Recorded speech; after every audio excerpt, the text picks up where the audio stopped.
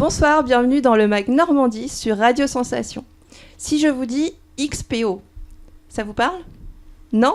Ce n'est pas le dernier épisode de la saga Star Wars.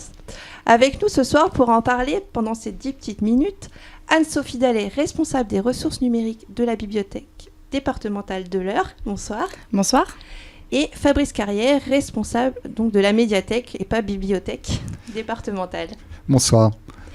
Donc XPO, est-ce que je le prononce bien ? Alors nous on dit plutôt Expo pour expérience des possibles, mais XPO c'est très bien aussi.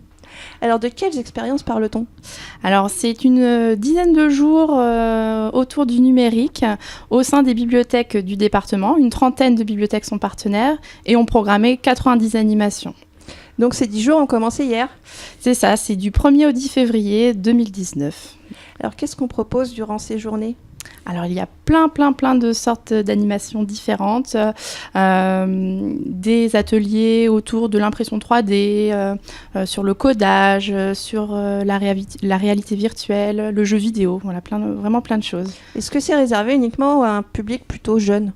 Alors, bien entendu, on sait bien que les jeunes vont être ciblés, notamment sur le jeu vidéo. Mais en revanche, on a programmé des cafés-débats, des conférences pour les adultes. Donc, c'est vraiment une manifestation tout public. Est-ce qu'on va aborder le thème, finalement, de l'utilisation du numérique ? Parce que parfois, ça peut faire peur. Oui, tout à fait. Oui.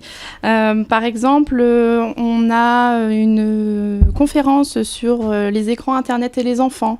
On a aussi le numérique au quotidien. Voilà, vraiment des choses là-dessus. Et si on n'y connaît absolument rien, est-ce qu'on peut venir quand même, c'est une manifestation faire du codage faite pour vous. C'est vraiment de l'initiation, de la découverte. Il y a des choses un petit peu précises, mais c'est principalement de la découverte.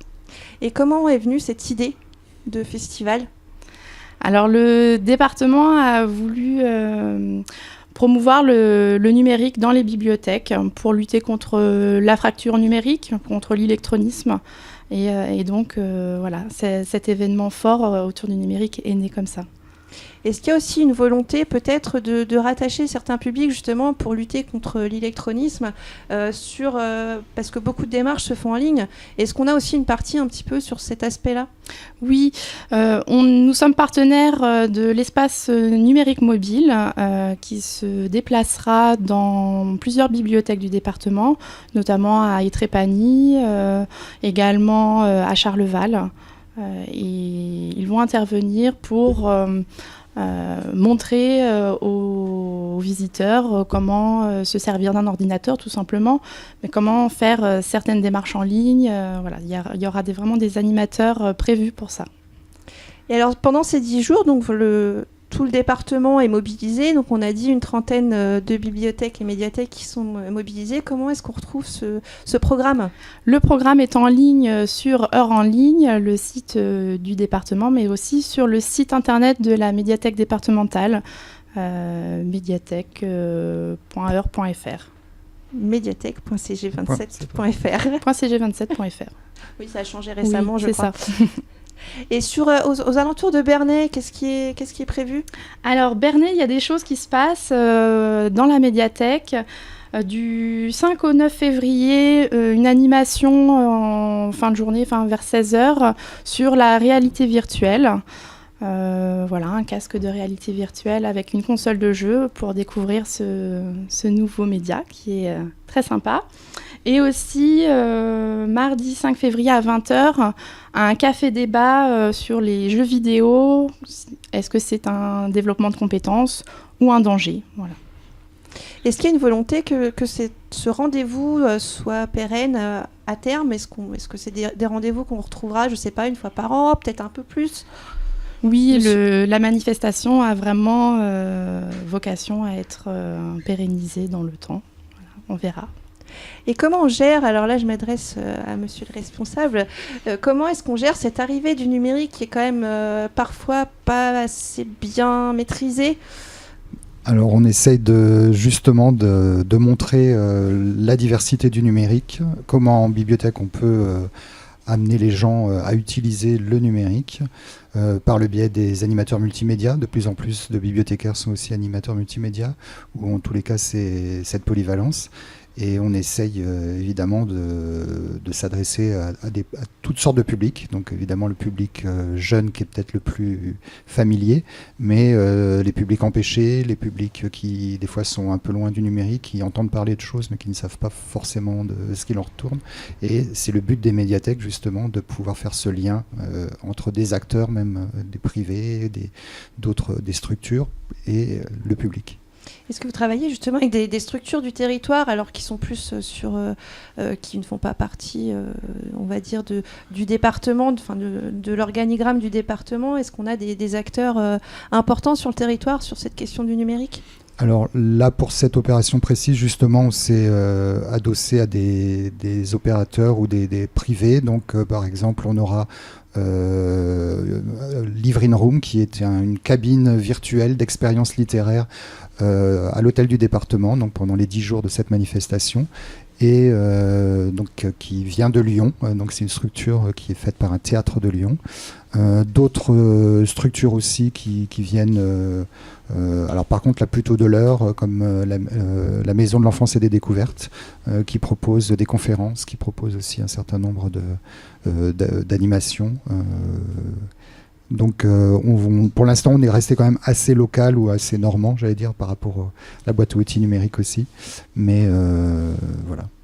Est-ce que le numérique, c'est une problématique dans cette gestion que peut être les médiathèques ou même les bibliothèques? Est-ce que c'est vraiment quelque chose qui vous a, au fil du temps, posé des problèmes? Peut-être avec l'abandon aussi du livre? Pour nous, c'est pas forcément un problème, c'est plus une complémentarité. C'est plus voilà.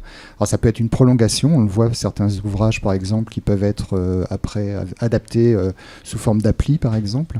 Donc ça, c'est aussi, j'allais dire, intéressant, que ce soit sur des bandes dessinées, des albums pour la jeunesse ou même pour des adultes. Donc ça, c'est un des moyens. L'autre aspect, c'est quand même tout ce qui concerne comment dire, les aspects en fait autour des publics empêchés, et donc ça c'est quand même quelque chose aussi qui peut être intéressant aussi, d'aller vers ces personnes qui connaissent pas forcément les éléments numériques. Ouais. Et est-ce qu'il y a besoin de réserver pour ces activités, ces animations plutôt donc de expo, expérience des possibles? Alors pour certaines, l'entrée est complètement libre. Par contre, pour tout ce qui est atelier, l'inscription est recommandée auprès des bibliothèques organisatrices. Donc on peut contacter directement. Tout à fait. On n'est pas obligé de passer par la médiathèque départementale. Non. Tout est indiqué dans le programme, les adresses où se passent les animations. Est-ce que ce sont des animations gratuites? C'est entièrement gratuit. Donc il y a vraiment aucun frein pour y aller, c'est fait pour que tout le monde puisse accéder. Oui. Et on espère que les jeunes vont pouvoir amener leurs parents aussi à découvrir. Et peut-être, voilà, est-ce que c'est quelque chose que vous retrouvez, cette peur finalement des parents de jeunes qui sont un peu beaucoup sur des écrans?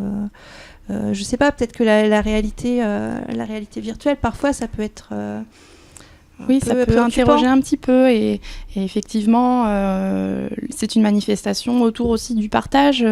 On va découvrir ce que son enfant vit au quotidien, voilà, rentrer un petit peu dans son univers. Et par exemple, sur le rétro gaming, les jeux vidéo un petit peu anciens, les enfants peuvent aussi découvrir ce à quoi jouaient leurs parents. Donc c'est vraiment de l'échange et du partage. Oui, ça peut être parfois des surprises quand on suit cette évolution qui a été quand même assez rapide sur les jeux vidéo notamment. On voit que les jeunes sont assez surpris.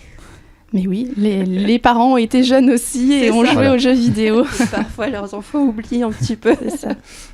Est-ce que vous êtes aussi peut-être une ressource justement sur le quotidien des parents qui peuvent avoir leurs enfants qui est un peu trop scotchés aux écrans? Est-ce que ça vous arrive de conseiller les parents ou même d'alerter parfois? À la médiathèque départementale, pas trop, puisque nous n'avons pas de public qui vient emprunter des documents, mais on se fait relais dans les bibliothèques du territoire. Et oui, pas mal de parents peuvent venir demander des conseils sur tel ou tel jeu, ressources numériques. Voilà. On arrive au bout de ces 10 minutes. Merci Anne-Sophie Dallet. Merci Fabrice Carrière. Merci à vous. Donc on rappelle l'expo Expérience des possibles du 1er au 10 février sur tout le département de l'Eure. Vous pouvez retrouver le programme sur le site de la médiathèque, médiathèque.cg27.fr. Retrouvez ce mag en audio et vidéo sur notre site radiosensation.fr.